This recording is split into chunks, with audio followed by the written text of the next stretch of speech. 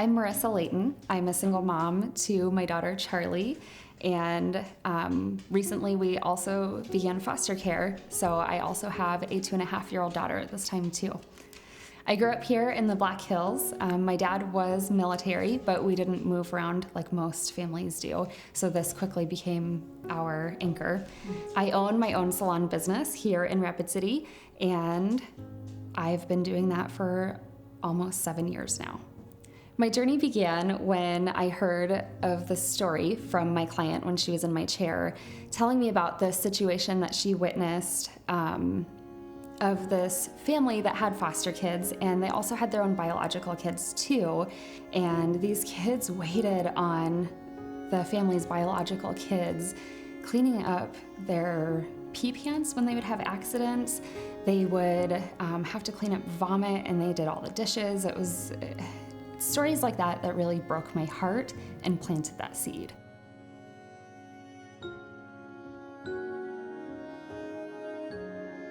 Then those seeds just kept getting planted, and I couldn't ignore it. I was trying really hard.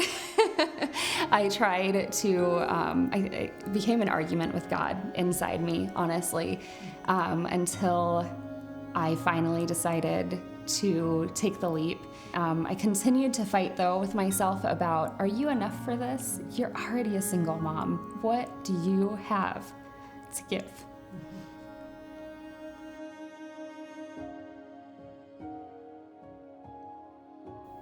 So I became really selective about who I shared this idea with, because I knew that I was called to do it, and I didn't want people to change my mind because I was afraid I was going to change my mind. When my sister was on board, I knew I had to jump. So I just, I went to the DSS website. I found a link to apply, and from there I got the phone call the next day, and away we went.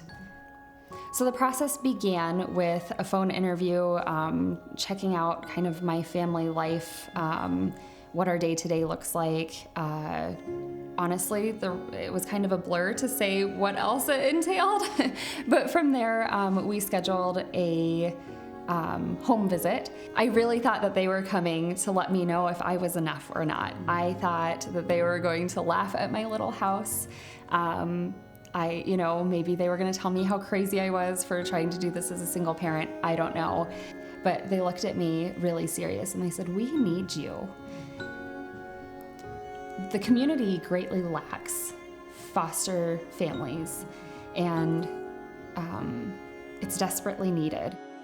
There's not very many people who just dive in and say, "I want to do foster care." So there we had it. I was stuck.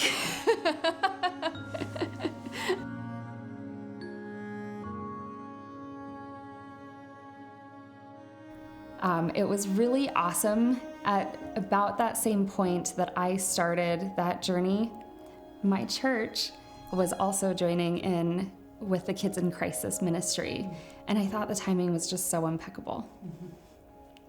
Where these kids come from is usually a cycle of trauma and abuse, and it's literally in generations before them.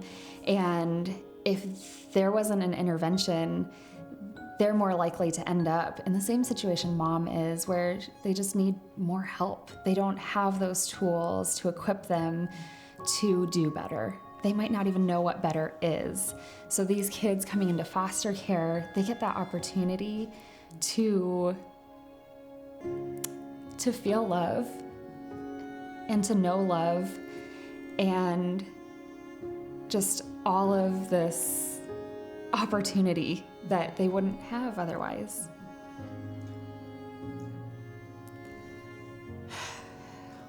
You really learn what love is when you take in somebody who's had everything taken from them. When they're literally going into a stranger's home and are meant to call it home now. You learn what it means to love, and you learn what it means to be a Christian. And I think we've had a lot of growth in this journey and have learned so much.